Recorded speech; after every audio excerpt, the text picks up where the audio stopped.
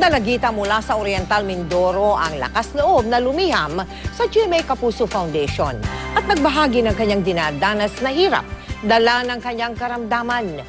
Sa halip na siya ay aming kahabagan, kami ay kanyang pinahanga sa kanyang katatagan at angking talento. Mag-isang itinataguyod ni Marivic ang anak na si Thea.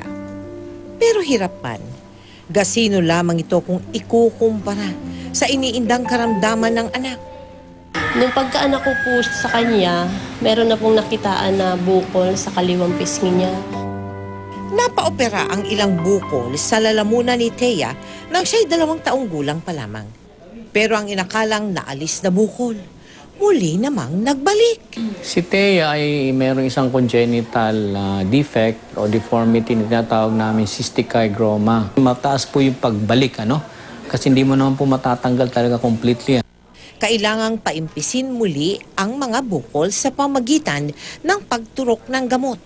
At kung ano man ang maiiwan, ay kailangang operahan muli. Ang tracheostomy na mahigit 10 taon nang nakakabit kay Thea, hindi pa maaaring alisin dahil hirap pa rin siyang huminga. Kabilang si Thea sa mga nangunguna sa kanilang klase at panlaban din sa mga paligsahan ang kanyang mga iginuguhit. Kahit naman po ako may karamdaman po okay. Di naman po hadlang para ako po sumuko sa aking pag-aaral. Bagamat mula noon ay hindi tumigil si Marivic, maipagamot lamang si Thea. Mas mapapadali ang gamutan kung tayo'y tutulong. Tulungan niyo po si Thea para po maoperahan na siya.